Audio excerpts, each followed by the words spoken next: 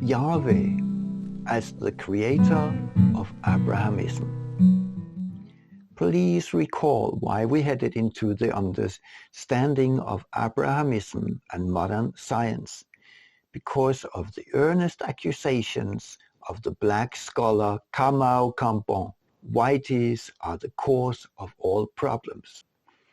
In order to ease the burden on our white-skinned backs, we could try to pass the guilt on. But to whom?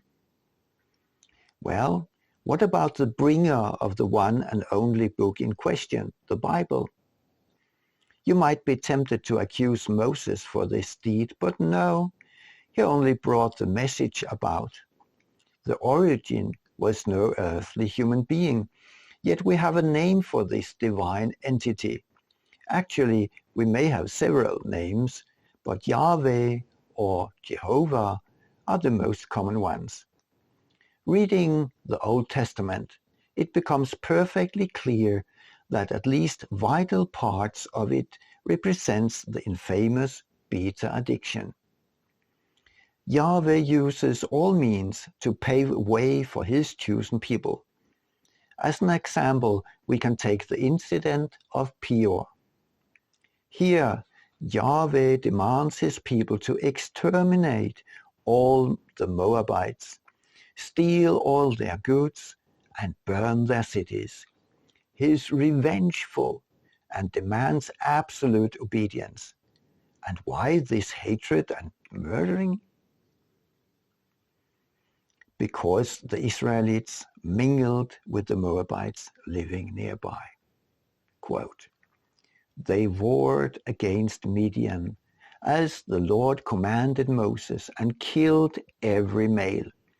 They killed the kings of Midian with the rest of their slain, Evi, Rekem, Sur, Hur, Reba, the 5 kings of Midian.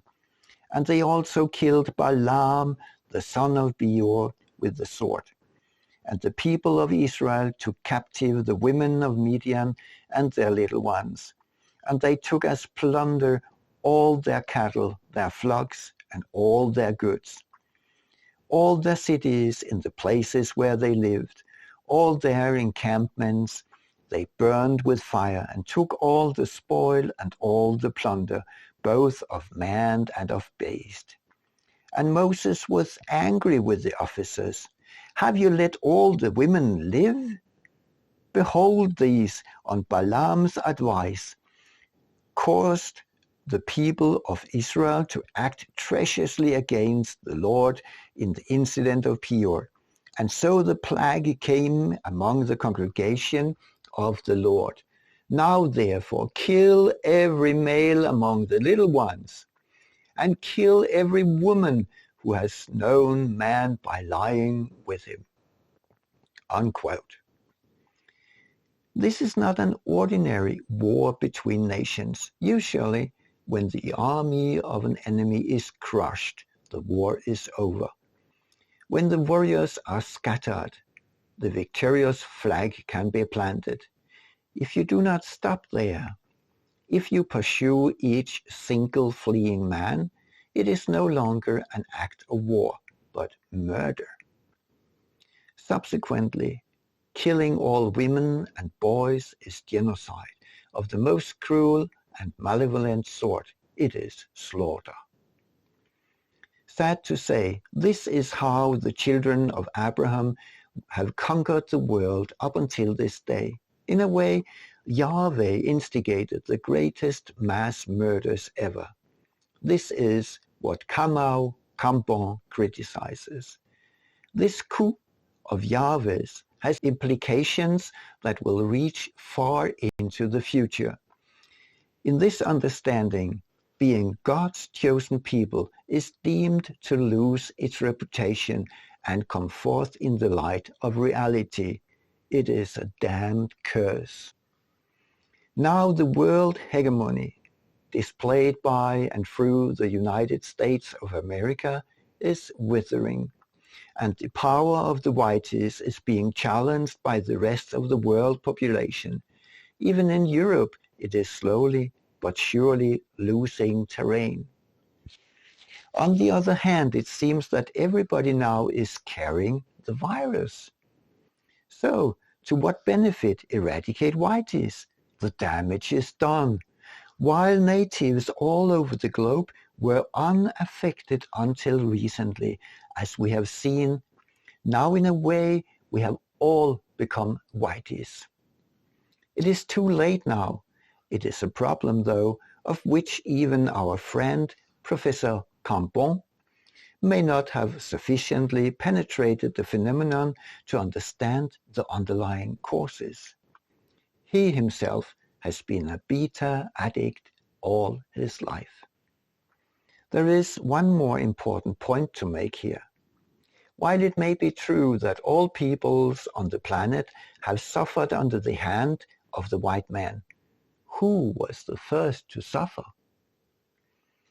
The white man, of course, the curse of Yahweh, hit his chosen people before any other.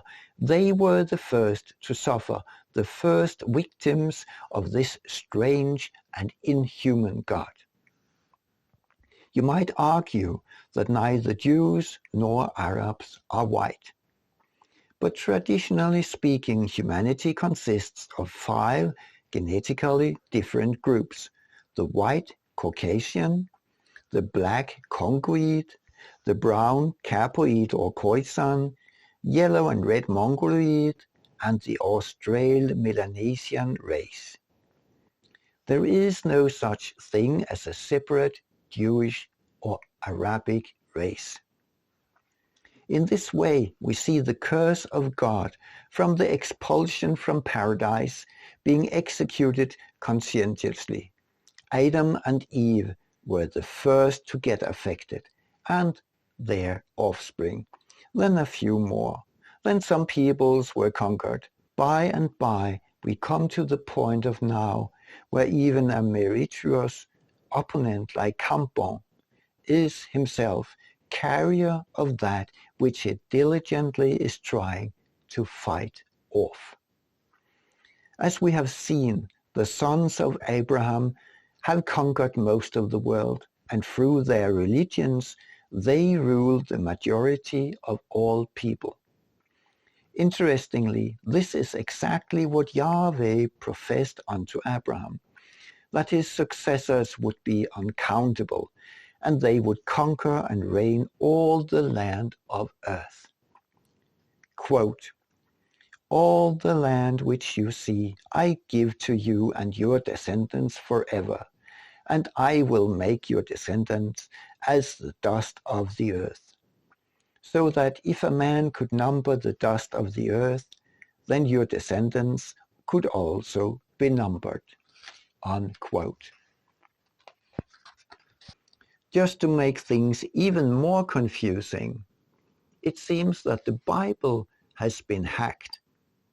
This tribal and revengeful God cannot possibly be the prime creator, the creator of all there is. Parts of the Bible evidently is devoted to prime creator, like the very first chapters about the separation of sky, earth, and sea, like the story of the creation of life itself. Other parts, though, like the one about the destruction of the Moabites, cannot possibly be. This is rather the story of one tiny yet successful tribe, driven through history by a spirit devoted to manifest the curse of God.